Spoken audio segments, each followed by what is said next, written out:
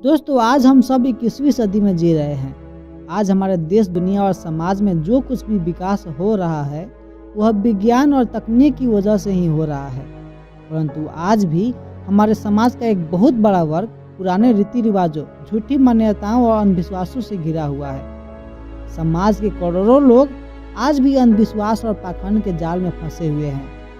नमस्कार दोस्तों, हमारा नाम है दिनेश नील और आज हम बात करेंगे उन धार्मिक अंधविश्वासों और मान्यताओं के बारे में जो दिमक बनकर हमारे देश और समाज को अंदर ही अंदर खाए जा रही है, जिसकी वजह से आज हम आज़ाद होते हुए भी गुलामी की जिंदगी जी रहे हैं।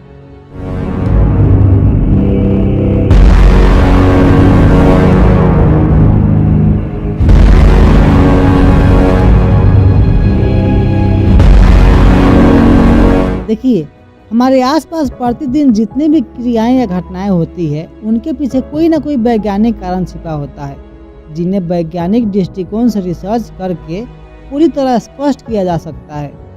परंतु अंधविश्वास केवल पूर्वाग्रहों और कपोल कल्पनाओं पर नहीं टिका होता है। अंधविश्वास उस विश्वास को कहते हैं जिसका कोई स्पष्ट और उचित कारण नहीं होता है, न ही इसके पीछे कोई ठोस प्रमाण होता है। इसलिए आप देखेंगे कि अधिकांशतः अंधविश्वास प्राचीन मान्यताओं और काल्पनिक अवधारणाओं पर आधारित होते हैं। इनके पीछे कोई भी प्राकृतिक नियम या सिद्धांत नहीं होता।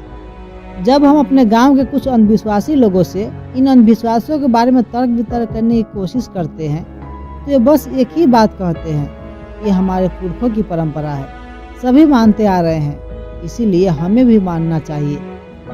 एक बात बताओ यार, आपके पुरखे बैलगाड़ी से यात्रा करते थे, आप प्लेन और कार में क्यों घूमते हो? कमाल है यार, जमाना बदल गया लेकिन सोच नहीं बदली। आज के इस वैज्ञानिक युग में भी हमारे समाज में ऐसे अनेकों प्रकार के अंधविश्वास प्रचलित हैं जिनके पीछे कोई लॉजिक या साइंस दिखाई नहीं देता। बिल्ली ने रास्ता काट दिया तो अपशकुन हो गया, रुक जाओ नहीं तो अमंगल हो जाएगा। क्यों हो जाएगा? इसके पीछे कौन सा सिद्धांत है कुछ पता नहीं। रोड के दोनों तरफ लोग रुक कर खड़े हो जाते हैं और तब तक खड़े रहते हैं जब तक कि कोई दूसरा उस रास्ते को पार ना कर जाए। अजीब लोग हैं यार।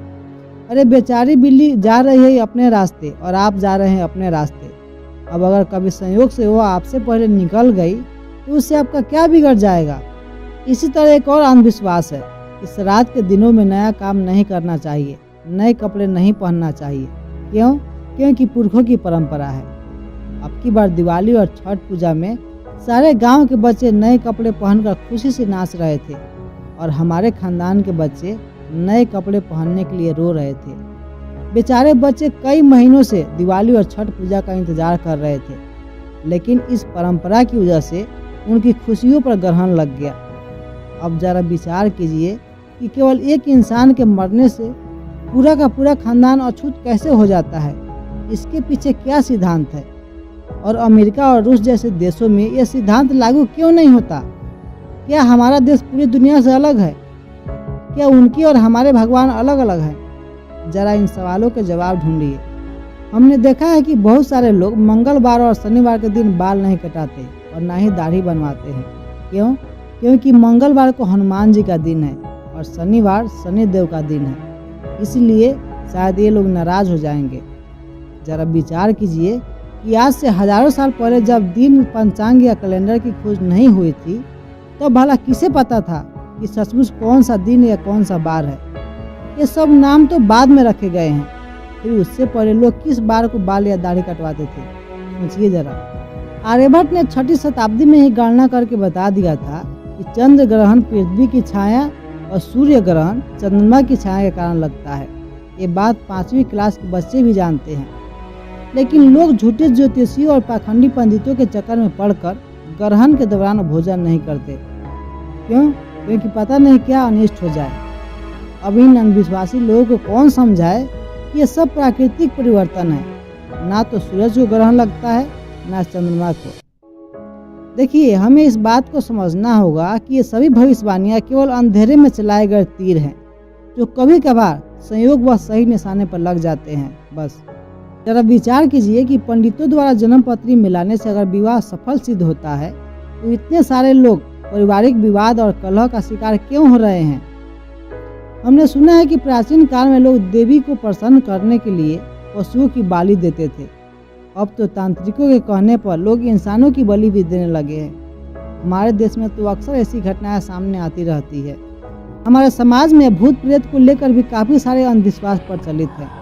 आज के आधुनिक युग में भी लोग भूत प्रेतों के अस्तित्व पर विश्वास करते हैं, जबकि विज्ञान इस दावे को कई बार नकार चुका है। मेडिकल साइंस के अनुसार कुछ मानसिक बीमारी की वजह से ऐसा अनुभव होता है। वैसे भी भूतों को लेकर कोई तार्किक और सैद्धांतिक वजह नहीं है। अगर भूत होते हैं तो वैज्ञानिकों को इसकी जांच करने के लिए पुख्ता सबूत की जरूरत है, जो अभी तक नहीं मिले हैं। हम भी बचपन से ही भूत प्रेतों की तलाश में रात भर शमशानों और जंगलों में भटक रहे हैं, परंतु अभी तक किसी भूत या प्रेत के दर्शन नहीं हुए हैं। और जब तक यह हमारे खुद के अनुभव में नहीं आ जाता, हम इसे अंधविश्वास ही मानेंगे।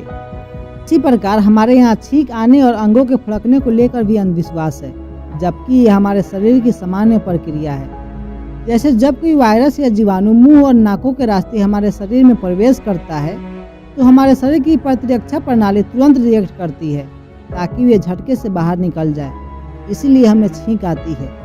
इसमें शुभ या अशुभ जैसी कोई बात नहीं है, परंतु हमारा देश तो इतना धार्मिक है कि यहाँ हर चीज़ को धर्म से जोड़ दिया जाता है। हमारे यहाँ बच्चा पैदा होते ही लोग सबसे पहले भगवान के दर्शन करवाते हैं। हमारे देश में अनगिनत संस्थाएं हैं जो कुछ दान दक्षिणा लेकर भगवान के दर्शन करवाती है। हिंदू, मुस्लिम, सिख, ईसाई, बौद्ध अनगिनत संस्थाएं हैं जिन्होंने भगवान से मिलाने का ठेका ले रखा है। वे बताते हैं कि गंगा नहा लो तो सारे पाप धुल जाएंगे, तीर्थ यात्रा कर लो तो मोक्ष मिल जाएगा। पता नहीं यार, लोग कैसे इन बेतुकी बातों पर विश्वास कर लेते हैं। इसके लिए कुछ हद तक सोशल मीडिया और टीवी चैनल्स भी जिम्मेदार हैं, जो भूत प्रेतों की फिल्में और ज्योतिषियों की अवैज्ञानिक व्याख्याएं प्रसारित करके अंधविश्वास फैलाने में भरपूर योगदान दे रहे हैं। अब आप खुद सोचिए, इस तरह हमारा देश विकास की तरफ बढ़ रहा है या विनाश की तरफ बढ़ रहा है। देखिए, अगर आप अभी तक इन अंधविश्वासों को मानते आ रहे हैं तो इसमें आपकी कोई गलती नहीं है, क्योंकि जब आपका जन्म हुआ था तो उस वक्त आपके पास बुद्धि, विवेक और तर्क शक्ति नहीं थी। आपको पता ही नहीं था कि क्या सच है और क्या झूठ है। आपके माँ बाप और समाज के लोगों ने जैसा आपको सिखाया आपने सीख लिया। लेकिन आज आपके पास बुद्धि, विवेक और शक्ति तीनों हैं। आप एक आज़ाद देश में रहते हैं और आपको खुद से सोच समझ कर कोई भी निर्णय लेने का पूरा अधिकार है। अब यहाँ हमारे कहने का मतलब ये नहीं है कि आप अपने माँ बाप की बात मत मानना, और ना ही हम ये कहना चाहते हैं कि आप हमारी बातों पर भी आंख बंद करके विश्वास कर लो। हम तो बस इतना ही कहना चाहते हैं कि आपको किसी के द्वारा कही या सुनी हुई बातों को भेड़ बकरियों की तरह चुपचाप नहीं मान लेना चाहिए। आपको सोचना चाहिए, तर्क वितर्क करना चाहिए, फिर कोई निर्णय लेना चाहिए। तो दोस्तों, हम आशा करते हैं कि आप हमारी बातों पर विचार जरूर करेंगे। आपने हमारी बातों को इतने ध्यान से सुना, उसके लिए आपका बहुत बहुत धन्यवाद।